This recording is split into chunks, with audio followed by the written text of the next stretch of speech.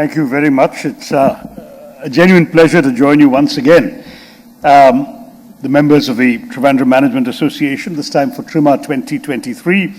I have keynoted and addressed several of your TRIMA gatherings over the years, usually in the more modest environs of the Mascot Hotel. So I think that I take this as a sign of the increasing success of investment in Trivandrum, that we also have an even larger venue and a more comfortable one to gather and discuss here. And we're collectively trying to look at the future of our beloved city, our Trivandrum 5.0, focused on the theme of prosperity beyond profit. Now, for all of us who care about the city and its long-term success, this is clearly a theme of paramount importance. And I know that you have, in your notes that you sent me when you invited me, you've talked about the social, economical, environmental dimensions of the concept that you want to engage with today. So I wasn't planning to come and make a speech on the conventional aspects of development, but it's always a pleasure to listen to my friend John Brittas, and I feel I should touch base on a couple of those things before I get to your theme of prosperity beyond profit. I do want to say that we have a number of challenges which I will address too, but coming on the specific issues of development, I tend to agree with John Brittas far more than is good for my political health. But nonetheless, on today's couple of his assertions, the reason I only offered him a 50% endorsement is for two principal reasons. First, I have a great deal of admiration for the development commitment of the Chief Minister, but as far as the National Highway is concerned, his and his government's contribution only extends north of Trivandrum, because from Trivandrum to the Tamil Nadu border, I had got everything done during the UPA administration, and it concluded, in fact, when the Congress government was in power here in Kerala. It was an uphill battle, because I needed to do an enormous amount of persuasion, since the bypass from Trivandrum to the Tamil Nadu border had been stuck for 40 years after the stones had been laid on the intended route. And it took an enormous amount of effort with 3 successive highway and transport ministers and with several heads of the NHAI to get that bypass reactivated in the UPA's budget. And then, as I began to see the writing on the wall for the 2014 elections, I was able to strong-arm a few people into ensuring not only that the survey was completed in time, but that the first checks were released before the code of conduct would come in for the 2014 election. And I made sure that Uman Chandi handed over those checks to the landholders who had been waiting 40 years for their land to be acquired, so that the BJP could not claim political credit for it, and 2 years later, my friends in the CPM could not claim political credit for it. So the highway from Trivandrum to the Tamil Nadu border I'm immodestly going to assert, my doing and not the LDF government's. But their work, certainly to the north of that, is impressive, and I certainly congratulate the Cabinet for having agreed with alacrity to the conditions that the BJP government of the centre laid down, which the UPA government had not done. Now, the second reason for my hesitation, and that's why I came down another 25% to 50, is that Kerala is yet to sign the contracts with the NHAI for the land acquisition of the Trivandrum Outer Ring Road and the Kollam-Shenkotai National Highway, precisely because of their dispute over having to bear the part of the cost for land acquisition cost sharing. The deal had been that the Outer Ring Road would be on a 50-50 land acquisition cost basis, and the Kollam to Shenkotai highway would have been 75-25, 75 for the centre, 25 for the state. But our land acquisition costs are so high that the Kerala government has understandably balked at it, and I don't blame them fully. They have done their 25% cost sharing for the regular National Highway 66 going up to the northern part of the state, but they have actually not yet signed the contracts as of last week as of this week, I beg your pardon, as of Monday this week, when I last checked, they had not yet signed for these two. And it's an important issue, because while John is right in praising the intention and the willingness and principle, that principle has to be translated into practice. I think there is no accusation of any corrupt motivation. It just is land is expensive in Kerala. In fact, I remember a comment by Mr. Gadkari that land acquisition costs for the national highway in Kerala are 17 times higher than the national average. So given that, the contribution of the state government becomes more and more indispensable to the NHAI, and this is a problem that we as Keralites have to acknowledge and live with. But John, I still grant the remaining 50% of the credit to your Chief Minister and government. And I do want to say that I like the spirit in which John spoke, which is very much one that we are all unanimously and in a bipartisan spirit committed to the development of the state. And when I think of Trivandrum 5.0, for me there are so many important projects we could talk about, but I won't be, but I'll just mention them. One, of course, is the Vinyam Port. John, I was a little more active than you thought, because I decided it was less politic to stand out in the front and go and visit the Samaram and so on. Instead, I worked very quietly behind the scenes. I had meetings with your Chief Minister, I had meetings with the bishops in the Bishop's House for the Latin Catholic Church, and with Cardinal Clemis, and I had significant daily interaction with him while he was negotiating what turned out to be, in the end, the excellent solution to resolve that. So I prefer sometimes not to seek the media limelight for the reasons that you have also alluded to. Sometimes that can be counterproductive, but the problem was solved, and I'm very glad Rajesh is here, that this is moving on in a constructive way. The other issue that I'm actively involved in, also without any media publicity, is the long-delayed metro rail. I have been in touch with Loknath Behera, who runs the KMRL, to complain about the lack of progress on that matter. He claims to have conducted consultations. I am not satisfied with stakeholder consultations that do not include all of you, that do not include the Trivandrum Chamber of Commerce, that do not include me as the local MP, and I have requested that a new set of stakeholder consultations must take place so that we can all have inputs into what the shape of the final metro project is going to be like. In the meantime, we're already seeing media leaks that the state government doesn't want to have a metro project here, and the central government doesn't want one either. Well, I think that's not what the opinion of all the people in this room is likely to be, and particularly since the metro rail is something which is with an eye to the future. It is not about today's traffic capacity, it's about traffic capacity 10 and 15 and 20 years from now, and we now need to start thinking beyond the next election. So I think it's very important that be taken forward. The outer ring road I've already mentioned is important, and I think the need for an overall integrated master plan for the city. It's shocking that our master plan expired in 1991 and no one has done anything about it. We need a new master plan that will integrate all of these projects and Trivandrum International Airport into a holistic vision of the city's future. On the airport, I do want to mention that it really, being in this room reminds me of that excellent meeting we held of 25 top executives of airlines when we discussed Trivandrum and connectivity in this very hall. It was organized by the Trivandrum Chamber of Commerce and Industry and by this group called Awake Trivandrum, which I think is represented here today as well, is it not? Anyone here from Awake Trivandrum? Or you yourself, right? Yeah.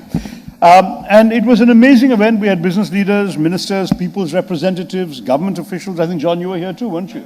And the huge potential of Trivandrum International Airport was presented, and we've been following up with the airlines after that. Raghushandran Nair, who sadly is not here with us right now, was an outstanding figure in this effort to push the message, and I've been making a number of calls myself, and the result is already evident. Our air connectivity has dramatically improved.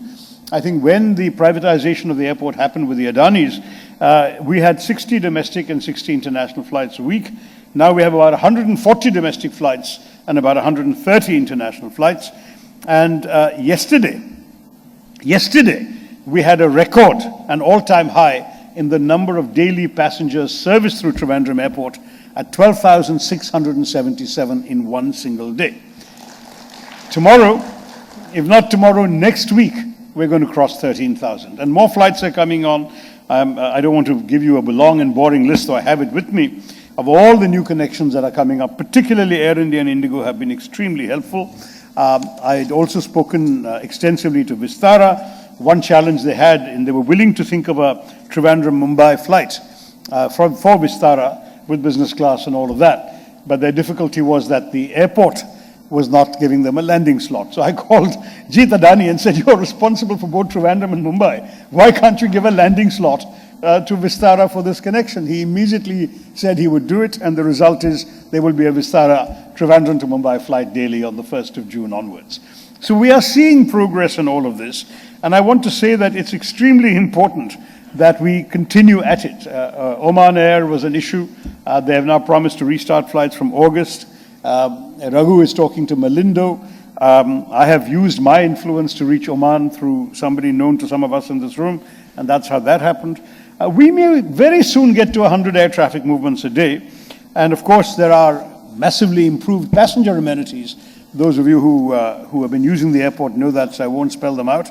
But in addition to all the usual comforts that people wanted at airlines, we even have an Ayurveda wellness center that opened at the airport last week. So there are significant positives happening. And I think what this means is that as long as you have a vision for the future and you act on the discussions we have in forums like this or in the forums of the like the Air Connectivity Conference we held, and we can collaborate together, business and the political representatives, parties across the political divide, representative agencies like the Chamber of Commerce and so on, and we can consolidate our knowledge, our skills, our expertise, our resources, get all the stakeholders involved. I'm quite confident that we will be able to ensure the actual development of Trivandrum. As we've been talking about Trivandrum 5.0, I really should move beyond the actual projects, because that's the conventional ideas of development, to the theme that you wanted me to address, which is of course linked to the human-centric sustainability aspects of development in Trivandrum 5.0. That was what the invitation pointed to, and I think I should specifically, given my involvement at the UN on sustainable development, say a few things about that in the Trivandrum context. I hope that's not going to bore everybody, but that was what the invitation letter to me asked me to do. So I will address that for you right now. Now, the fact is, of course, that the environment has traditionally been very important to us in Trivandrum. I think our culture teaches us to see the world around us as something of which we are an interdependent part. There is the idea that we are embedded in nature, that individual humans are microcosms of the universe, and that the elements of space, air, fire, water, and earth are all the foundation of an interconnected web of life. And so the essence of the earth, the air we breathe, the water we drink, is no different from the tree we chop down, the cow we milk, or the mother we love. All are manifestations of the same divine spirit. And in this idea, the respect for all forms of human, animal, and plant life, coming from the traditions of many of our religions, reinforced by Mahatma Gandhi's principles of ahimsa and so on, all of this obliges us to be attentive to the works of creation around us, rather than merely the works we create through our highways and airports and metros. Environmental movements have been important, even in the history of Trivandrum. You all know that it was because of some very active NGOs here that when the National Highway bypass was cleared, the project, and some trees had to be chopped down to expand what was then a 2-lane highway to 4 lanes, plus the center median, plus the service roads on one side, which took up obviously very much more space. It was in that context, when environmentalists led by Sugata Kumari and many others approached me, that I was able to take up with the then new government of the BJP the need to bring trees into the national highway. You may have not known that there actually was an NHAI policy under which trees had to be removed because they would obstruct vision of drivers. But we managed to get that policy changed, and today, as you know, there are trees. I myself have planted a few trees on the median of the highway, not far from Akulam, and not far from here, in other words. And at the same time, many others, and I think many businesses have been invited to come in. Schools and colleges are coming and planting trees, and we're going to have a tree-lined highway eventually when these trees grow. That's an example of something that we have thought about as part of linking our infrastructure development to the environmental concerns that should matter to us in Trivandrum 5.0. Now, if we were to do a careful reading of the scriptures of any major religion, similar motifs and prescriptions could probably be unearthed. The truth is, however, that much of these things tend to work better in theory than in practice. Our present-day realities in Trivandrum have failed to live up to these expectations. Our squalid streets with their overflowing mounds of garbage, including on the side of the highway in many places, the ubiquitous plastic litter that is a permanent stain on our environment, the sludge and the toxic waste that is blighting our dying rivers and canals in this very city, the contrast between spotless homes of our citizens and their indifference to dirty public spaces, including the beaches. I'm sorry to say I was speaking today to a foreign tourist who had come to Trivandrum, and she was absolutely shocked by the filth on the beaches. She said, nature has given you so much beauty, why can't you keep it clean? There's no way you can even lie down on a beach in Trivandrum today. And I was ashamed to admit that, yes, we make token efforts at cleaning up our beaches. We don't do it systematically or daily, and the result is there for all of us to see. Walk on any beach. So some of you may remember when Mr. Modi asked me to be a global goodwill ambassador for his Swachh Bharat campaign. I enlisted the Muslim community of Vizhinjam through the Jamaat to clean up one sector of Vizhinjam beach right near where they were living, because they used to be dumping their garbage there. And it's been cleaned up, and now we have a clean beach and a few benches, but you walk a few more meters beyond that, and once again you find plastic and other garbage littering the continued stretch of shoreline. So what do we do? How do we inculcate in our people a respect for development? I think this is something which I think, for example, as part of your CSR in Vizhinjam Port, ought to be. If we can make Vizhinjam and Kovalam clean by global standards, we will have actually contributed to Trivandrum 5.0. It's not just infrastructure, it's also environment. And I think that the Sustainable Development Goals of the United Nations, which actually replaced the Millennium Development Goals that I was part of enshrining, this has brought together 169 targets and 17 objectives that member states are supposed to achieve by 2030. That's not a bad target for us also in Trivandrum. We can certainly say that these are very ambitious goals, but whether we can pull it off or not, we should at least try. And to achieve or to make significant inroads towards achieving these goals, we have to ensure that every section of society, the corporate sector, civil society organizations, professional associations like the Trivandrum Management Association, and the government itself, John, everyone must come together and cooperate on this in a manner that redefines the way that we view progress and development. I'm a votary. I don't know how many of you have followed this concept. In international business now, there is the notion of the triple bottom line. And I think we can bring that into our conception of Trivandrum 5.0. It's an accounting framework that was developed a generation ago almost by the British entrepreneur John Elkington, which was to align the value of development, the kind of infrastructure projects we've been talking about, with a new understanding, recognizing that businesses have a responsibility not just to shareholders of their companies, but to the stakeholders of the societies in which they're working. So under the triple bottom line, the value and success of businesses should be judged not only by their financial performance, but also in terms of social and environmental parameters. And the triple idea comes from 3 Ps: profit, planet, and people. That is that companies, and for that matter societies, must really think of 3 bottom lines when they're talking about the future. Profit and loss statement is one component. That will be one bottom line. You can't escape that. That's why you're in business. But it shouldn't be the only defining parameter of your success or of your development. The second is a people's account, a measure of the social responsibility of your company as you conduct your business. And the third is a planet account. What are you doing to the planet, the environment, long-term sustainability as a result of the activities of your business? If we can actually respect people, which now CSR is getting you to do already, and also planet, which is what sustainability is all about, then only can we seriously talk about prosperity beyond profit, which is your theme today. That's the whole reason why I thought I would address in all this. I mean, obviously, this whole question of triple bottom line is in some people's mind just a fad, but I was glad to see that you adopted a theme that makes this a welcome concept. I would argue that just as people used to say that war is too important a subject to be left to the generals, I would argue that that business is far too important a subject to be left to the accountants. I think we really have to look at the impact of business going well beyond the rupee numbers at the bottom of your initial bottom line.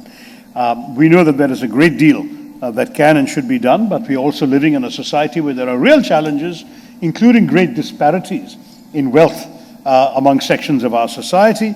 And I have always argued from my UN days that development is not merely about GDP figures or any numbers in abstraction. It's about what purpose those numbers serve and whom they serve. I have said in Parliament that whether we grow at 9% as we used to do under UPA or 6% as we've been doing under the BJP, what matters is neither of those numbers but the 25% at the bottom of our social and economic pyramid. If our development can make a difference to them, that's the number that matters. But equally, we have to go beyond that to the three Ps I've mentioned. Economic growth cannot be a goal in itself, since it doesn't guarantee social cohesion through equitable distribution of wealth. It doesn't ensure yet in our country an efficient welfare system. Kerala is certainly better than other states to protect the weakest in our societies.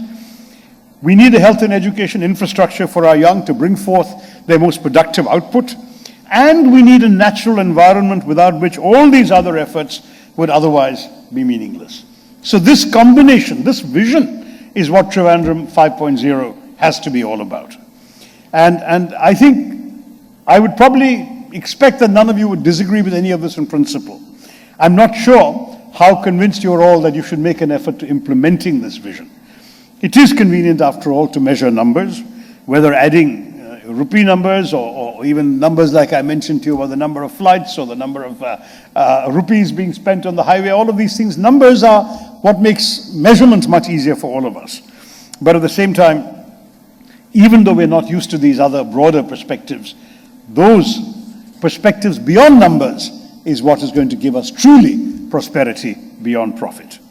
And I think it's important, therefore, that while I don't blame companies for sticking to their profit bottom lines, to limit the conversation to return on investment, number of profit, quantities of profit, salaries paid, jobs created, incomes distributed, all of that, great, but not enough.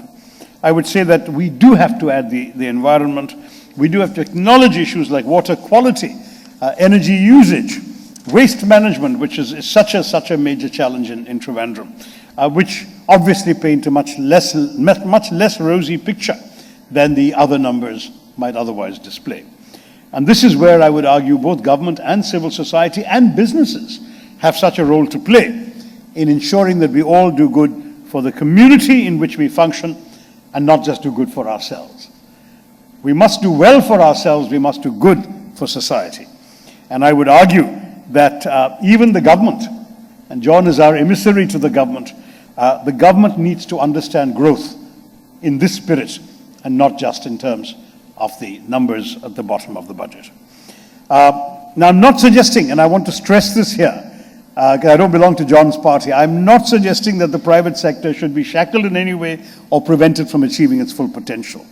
On the contrary, I just want to merely promote the fair principle that the private sector, beyond producing goods and services and keeping the economic engine running, must work within a framework of responsibility and make its own contributions to good governance, to social innovation, and maintain more than transactional relations with its employees, with its business partners, and with the communities within which it functions.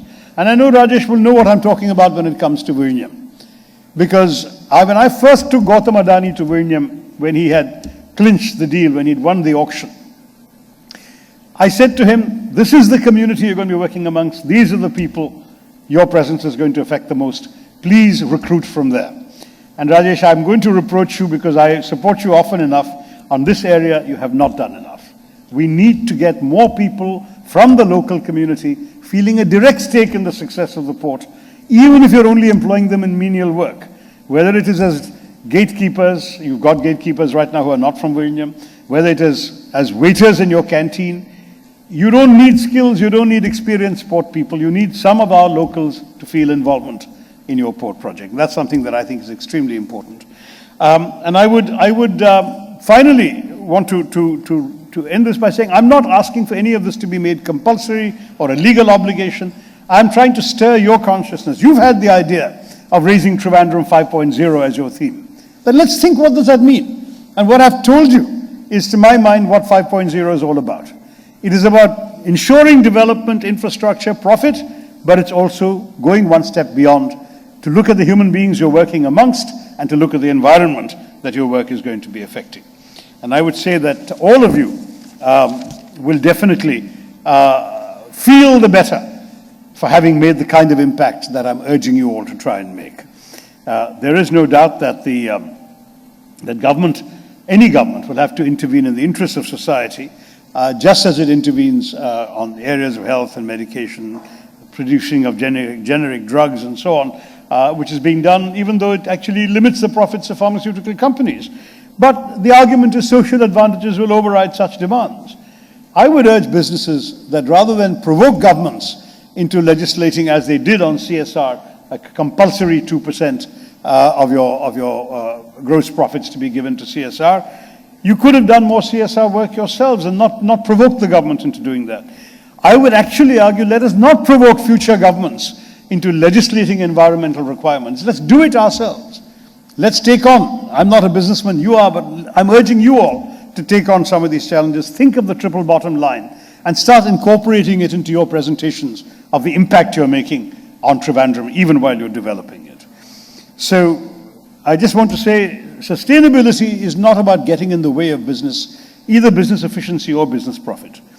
It's frankly a time for us now to think beyond the way we used to do business in the past, to taking into account the need for a holistic vision for the future that not only integrates a number of ambitious projects that we have to be visionary about, but also does so in a way that frankly can leave behind a better Trivandrum. That will be Trivandrum 5.0, and I wish you all very good luck in achieving it. Thank you very much. Let the rest of the conference go well. Jai Hind.